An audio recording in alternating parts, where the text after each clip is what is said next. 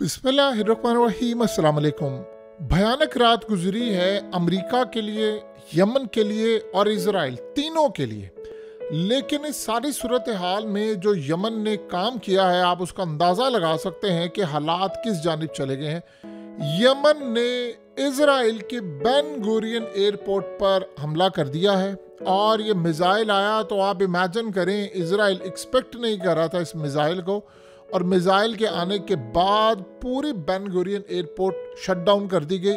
मुसाफिरों ने वहाँ से दौड़ें लगा दी और फ्लाइट्स इमीडिएटली जो वहाँ पर उड़ रही थी वो तो चली गई, लेकिन जिन्होंने टेक ऑफ करना था उसी वक्त उनको रोक दिया गया, सारे ऑपरेशंस रोक दिए गए। और ये मनाजिर आप देख सकते हैं कि नेतन्याहू उनकी पार्लियामेंट की यानी बिल्डिंग में था, उसको भगाकर वो लेकर गए हैं, उसको फौरी तौर पर महफूज मकाम पर मुंतकिल करने का कहा है कि यहाँ पर भी मिज़ाइल आ रहे हैं। तो इस सूरत हाल के अंदर आप इमेजिन कर लें कि ये यमन ने रात को इजराइल के साथ किया है, उनका क्या हशर उन्होंने किया है ये आप अच्छी तरह समझ सकते हैं। पिछली 5 रातें ये सब मामला हुआ। अब अमेरिका ने जाकर यमन पर हमला किया है और आप देख सकते हैं कि एग्जैक्टली वही पैटर्न है कि भाई जाना, जाकर सिविलियन आबादी और एरियाज पर हमला कर देना।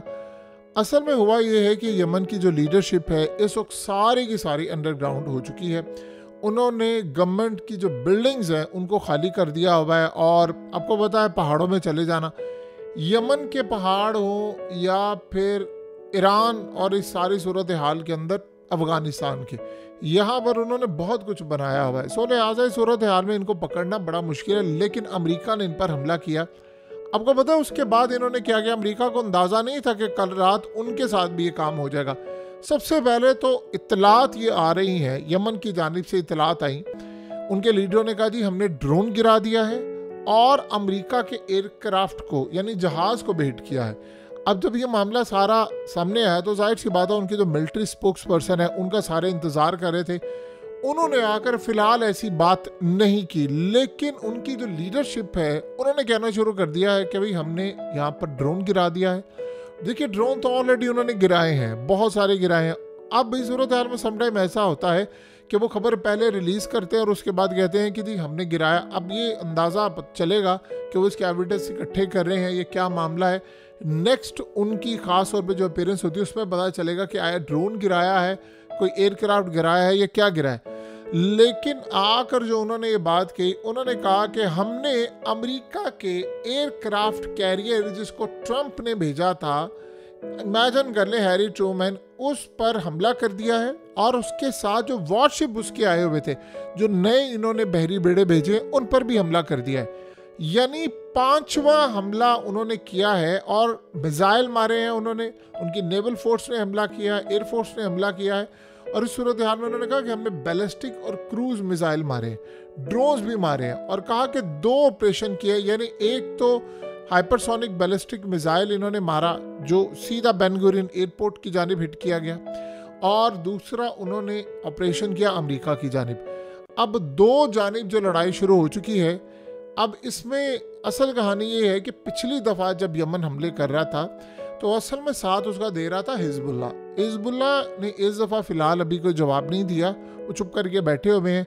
लेकिन जब इजराइल का डे ऐसा गुजरता था कि 400-500 ड्रोन्स आ रहे हैं, 200 ड्रोन्स आ रहे हैं और नॉर्थ एरिया और सारा तबाह हो गया, तब उसके बाद वो अगला स्नैरियो होता था कि जी सुबह यमन के मिसाइल आ रहे हैं, फिर शाम को भी आ रहे। उन्होंने 3-3 दफ़ा हमला किया। इस दफ़ा यमन ने देखा कि अभी तक हिजबुल्लाह ने कोई ऐसा हमला उनकी जानिब से नहीं हो रहा, लेकिन उन्होंने कहा जी हमने लड़ाई करनी। अब ये असल में 3 महाजों पर लड़ाई हो रही है उनकी। अमेरिका को वो हिट कर रहे हैं, रेड सी के अंदर रोका हुआ है, और तीसरा इजराइल पर हमला हो गया। और आप इमेजिन करें, बड़ी हैरान कुन बात है, इजराइल के अंदर जो अवाम अब सड़कों पर निकली है वो पहले कभी नहीं निकली थी। उसकी वजह क्या है?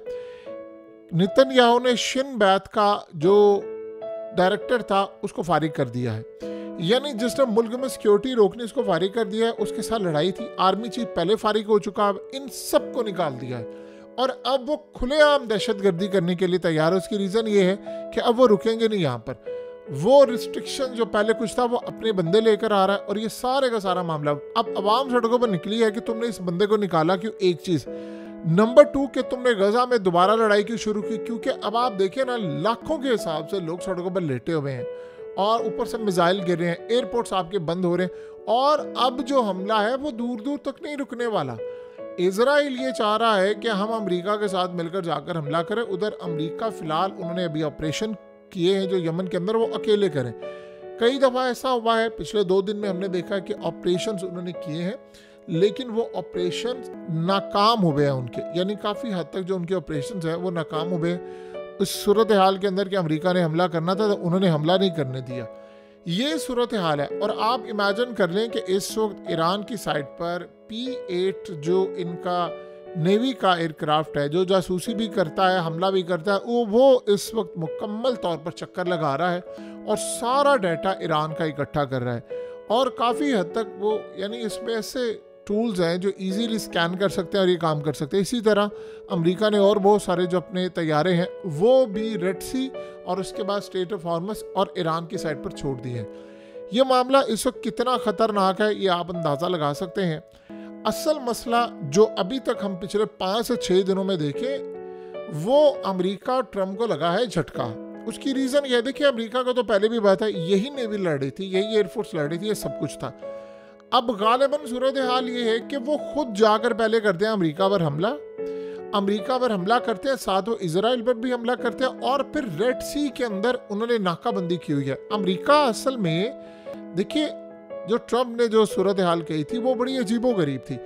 उसने कहा था कि अगर एक भी हमला हुआ तो मैं जहन्नुम बर्पा कर दूंगा। आपको पता है उसके बाद 4 हमले हो चुके हैं। और उससे भी ज़्यादा अजीबोगरीब बात है कि कल रात को वो कह रहा है कि यमन के जो हूसी हैं उनको ईरान सप्लाई अब कम करे, वो ईरान सप्लाई कम कर दे तो मैं इनको शिकस्त दे दूंगा। भाई आपको ईरान को कहने की ज़रूरत क्या है? आपने कहा था एक हमला हुआ मैं जहन्नुम बर्पा कर दूंगा, अगलों ने 4 से 5 हमले कर दिए। 5 हमले अमेरिका के एयरक्राफ्ट कैरियर पर drones, ballistic missile, cruise missile से हो चुके हैं। अब ड्रोन बोट्स वो लेकर आ रहे हैं, वहाँ से हमला होगा, और साथ उन्होंने वॉरशिप पर भी हमला, यानी फुल फ्लैज जो वॉर होती है वो इस वक्त शुरू हो चुकी है कि अमेरिका के ऊपर हमला हो रहा है, इजराइल के ऊपर हमला हो रहा है। रेड सी के अंदर जो शिपिंग कंटेनर्स जा रहे हैं या जो उनके ख़ास तौर पर जो उनके शिप्स जा रहे हैं उनको वो रोक भी रहे हैं। यानी आप ये सोचें, अमेरिका अभी तक नाकाबंदी ख़त्म नहीं करवा सका रेड सी से। तो ये आप बताएं कि क्या इस सारी सूरत हाल के अंदर ये कोई आसान मामला है कि यानी अमेरिका जैसे अगर फोर्स जाकर यमन को हटा नहीं सकी, उसने असल में कहा बड़ी कंपनीज को कि आप पीछे हटें, हम आपको साथ लेकर चलते हैं। उन्होंने इनकार कर दिया। अब बड़ी कंपनीज ये देख रही हैं कि यार हम वहाँ पर कंटेनर्स हमारे जाएंगे, हमारे शिप्स होंगे, वहाँ माल है, तो हम अमेरिका के पीछे रहे तो फिर ये मामला काफ़ी हद तक ख़राब हो जाएंगे। बहरहाल इस वक्त सबसे बड़ा मसला अमेरिका के लिए ये पैदा हुआ है कि वो कब्ज़ा छुड़ा नहीं पा रहे।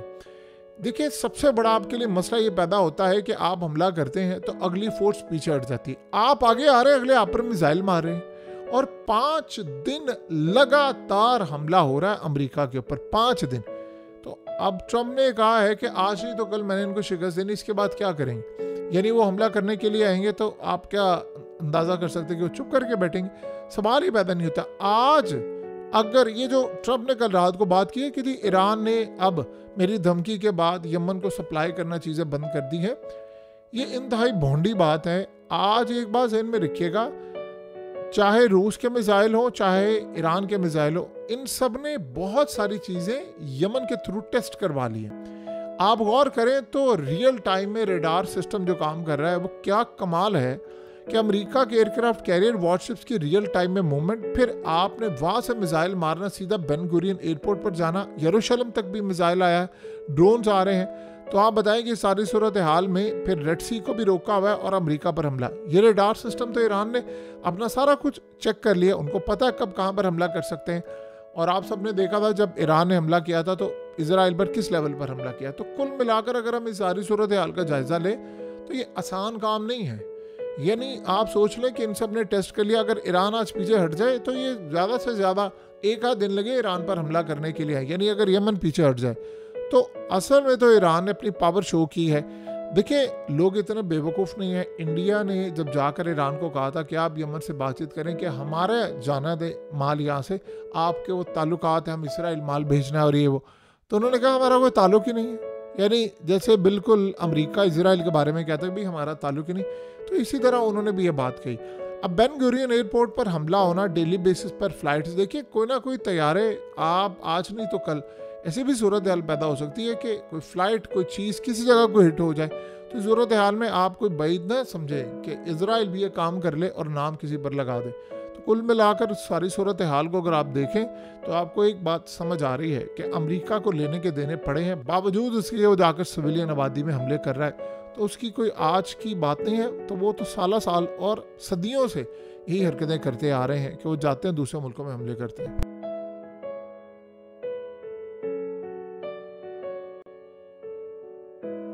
हकीकत टीवी को सब्सक्राइब करना मत भूलें, वीडियो को लाइक करें, शेयर करें और कमेंट सेक्शन में अपनी राय का इजहार ज़रूर करें।